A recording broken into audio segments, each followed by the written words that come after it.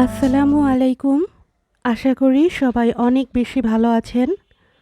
আজকের ভ্লগটা অনেকটাই স্পেশাল। কারণ আজকের ভ্লগটাতে আমি আপনাদের সাথে শেয়ার করব ঈদ উপলক্ষে আড়ং থেকে কী কেনাকাটা করলাম। আজকে আড়ংয়ে অনেকটাই ভিড় ছিল যেহেতু ঈদ সামনে সেজন্য। তো এখানে আসার পর কয়েকটা ড্রেস বেশ ভালো লেগেছে। তার মধ্যে ডিসাইড করে পারছিলাম না যে কোন ড্রেসটা নিব অথবা কোন কালারের ড্রেস নিব। তারপরে অনেক চিন্তাভাবনা করে কয়েকটা ড্রেসের ভিতরে একটা ড্রেস সিলেক্ট করেছি। আর কোন ড্রেসটা আজকে আমি কিনেছি সেটা তো বাসায় যেয়েই আপনাদেরকে দেখাবো। তারপরে আড়ংয়ে আরও অনেক কিছু আমরা ভিজিট করে দেখছিলাম এবং টুকটাক অনেক কেনাকাটাই করা হয়েছে। রিসলিয়াকে নিয়ে আসলে পুতুলের যে সেকশন ওই সেকশনে এসে কোনো পুতুল না নিয়ে বাসায় যাওয়া যায় না। এবারও এখান থেকে এসে একটা পুতুল নিয়েছে, সেটা ছিল ফ্লাওয়ার টাইপের আর কি। আড়ংয়ে এবার ঈদের জন্য খুব সুন্দর সুন্দর কালেকশন এসেছে। তবে প্রায় প্রতিবারই আমার সাথে একটা খুবই দুঃখজনক ঘটনা ঘটে।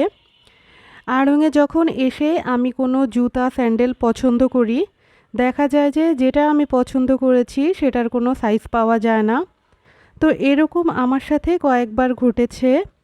আর যারা আমার ভ্লগগুলো আগে থেকে দেখছেন তারা হয়তো বিষয়টা জেনে থাকবেন।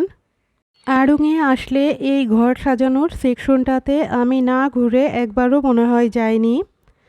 তো এই সেকশনটা আমার খুবই প্রিয় একটা সেকশন। এইখানে অনেক সুন্দর সুন্দর ক্যান্ডেল হোল্ডার, ল্যান্টার্ন ছিল। এইখানে ছিল অনেক রকমের জুয়েলারি বক্স। জুয়েলারি বক্সের ভিতরে অনেকগুলো সাইজও অ্যাভেলেবেল ছিল। তো এগুলো দেখতে খুব সুন্দর লাগছিল, তো ভাবলাম যে আপনাদের সাথেও শেয়ার করে ফেলি। আসলে পুরো রমজান জুড়ে অথবা রমজানের আগে থেকেই শপিং শুরু হয়ে যায় নিজেদের জন্য অথবা পরিবারের অন্য সদস্যদেরকে উপহার দেওয়ার জন্য। তো এবার হচ্ছে আগেও কিছু শপিং করেছি, আবার রমজানের ভিতরেও আসলাম। আগামীকাল আবার একটা জায়গায় ইফতারির দাওয়াত আছে, তো সেখানে আমরা অ্যাটেন্ড করব। তো ভাবলাম যে যেহেতু আগামীকাল আমরা ফ্রি থাকব, তো রাতের দিকে এখানে এসে কেনাকাটা করে যাই। তো অনেক কিছুই কেনাকাটা হয়েছে, তার ভিতরে আমি একটা ড্রেস নিয়েছি, সেটা আপনাদের সাথে আমি শেয়ার করব। আর আপনাদের সাথে কথা বলতে বলতে এবারের ঈদের শু আর ব্যাগ কালেকশন কিন্তু দেখিয়েই দিয়েছি। তো সেদিন শপিং করা শেষে আর কোনো কিছু রেকর্ড করা হয়নি। পরদিন সকালবেলা খুব মিষ্টি একটা রোদ উঠেছিল, তো ভাবলাম যে একটা পুডিং তৈরি করে নিই। তো পুডিং রেসিপি আমার লাস্ট ভ্লগে শেয়ার করেছিলাম, তাই নতুন করে আর শেয়ার করলাম না। এবারের পুডিং বানাতে আমি চিনির যে ক্যারামেল বানাতে হয় ওটা একটু কালারটা হালকা রেখেছিলাম।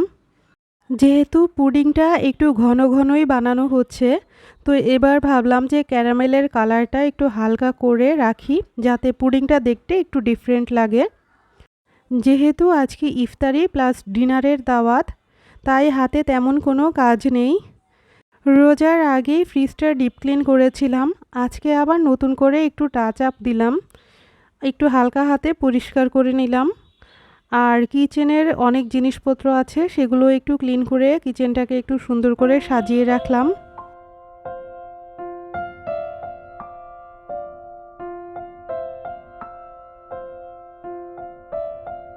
এখন আপনাদের সাথে শেয়ার করছি আড়ং থেকে কি ড্রেস কিনলাম। যেহেতু সামনে সামার আসছে, অনেক গরম পড়বে, তো ভাবলাম যে সেরকম টাইপের একটা ড্রেস আগে নিয়ে নিই। পরবর্তীতে ঈদের মেইন ড্রেস আবার যখন নিব সেটাও আপনাদের সাথে শেয়ার করব।